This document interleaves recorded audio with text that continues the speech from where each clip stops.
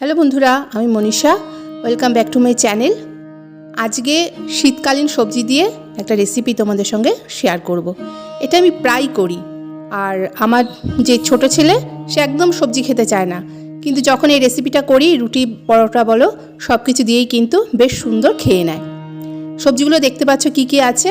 Bit আছে, গাজর আছে, ব্রোকলি আছে, আলু, ক্যাপসিকাম আর রয়েছে পেঁয়াজ। তোমরা চাইলে বিনসও দিতে পারো আর মটরও দিতে পারো। কড়াইশুঁটি এখন পাওয়া যাচ্ছে, কড়াইশুঁটি দিতে পারো। কড়াইতে তেলটা গরম হয়ে এলে একটু কালো জিরা দিয়ে দেব। কালো জিরা দিয়ে তারপরে তার মধ্যে যে শক্ত সবজিগুলো বিট আর গাজর আগে একটু 2-1 মিনিট ভেজে নেব। আমার একদমই মনে নেই, নাহলে এর মধ্যে আমি বিনস আর একটু কড়াইশুঁটিও দিতাম। কড়াইশুঁটিটাও ঘরে ছিল না, আর বিনসের কথাটা একদমই মনে ছিল না। এই সব সবজিগুলো দিলে কিন্তু সেটা বাচ্চারাও খেলে বড়রাও খেলে এটা খুবই স্বাস্থ্যকর। এমনি আলাদা করে অনেক সবজি বা তরকারি না অনেক বাচ্চারা খেতে চায় না, কিন্তু আমি দেখেছি আমার ঘরে যে পিতু রয়েছে ও কিন্তু এটা বেশ ভালো খায়, আর সেই জন্য আমি বারবারই প্রায় সপ্তাহে 2-3 বার এই রেসিপিটা আমি করি। তাহলে দেখো, ওটা যখন একটু ভাজা ভাজা হয়ে এলো তার মধ্যে আমি আলু দিয়ে দেবো। আলু দিয়েও একটুখানি নাড়াচাড়া করবো। ব্রোকলিটা যেহেতু একটু নরম, একটু পরে দেবো।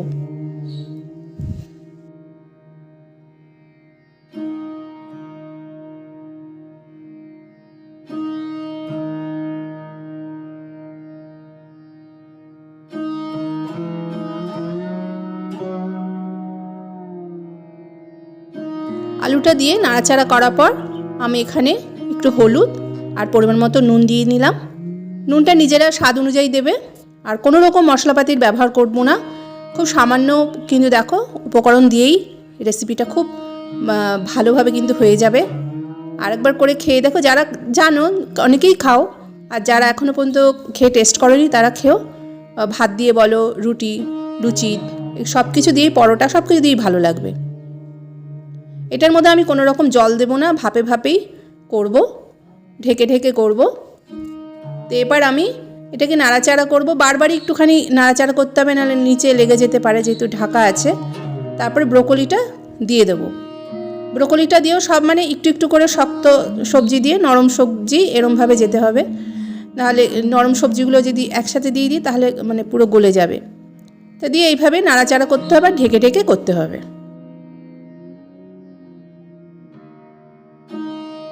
এরপরে ক্যাপসিকামটা দিয়ে দিলাম। ক্যাপসিকাম দিয়ে নাড়াচাড়া করলাম।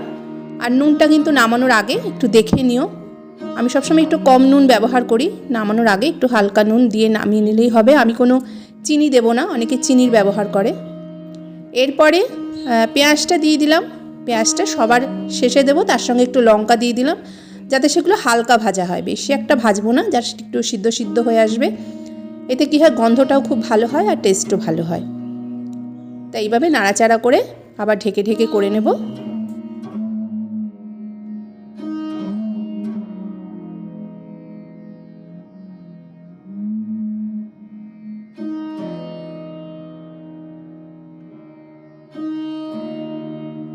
সব সবজিগুলোই খুব সুন্দরভাবে সিদ্ধ হয়েছে।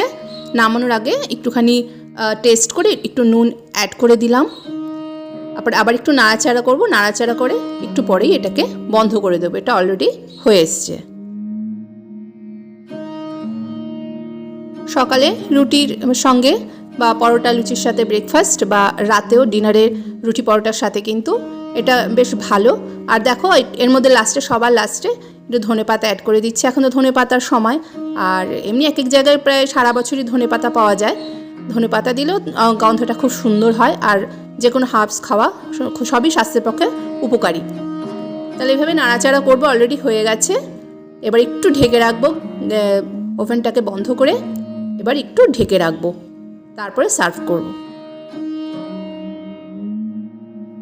দেখো, সব রকম সবজি দিয়ে দেখতে যেমন সুন্দর লাগছে, খেতেও কিন্তু তেমনি টেস্টি। বাচ্চা থেকে বড় সবার কিন্তু ভালো লাগবে। তাহলে একবার ট্রাই করো। চ্যানেলে যদি নতুন বন্ধু হও অবশ্যই চ্যানেলটাকে সাবস্ক্রাইব করে পাশে থেকো।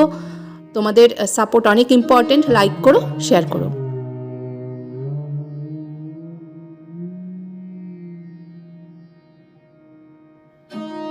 আমি এটা রাতে ডিনারের জন্য করেছি। আর দেখো, পরোটার সাথে আমি সবজিটাকে এবার সার্ভ করছি। এটা গরম গরম বেশ ভালো লাগবে, গরম গরম পরোটা তার সঙ্গে গরম গরম সবজি দারুণ লাগবে। একবার ট্রাই করো। পরের ভিডিওতে আবার দেখা হচ্ছে। ভালো থেকো, সুস্থ থেকো, টাটা।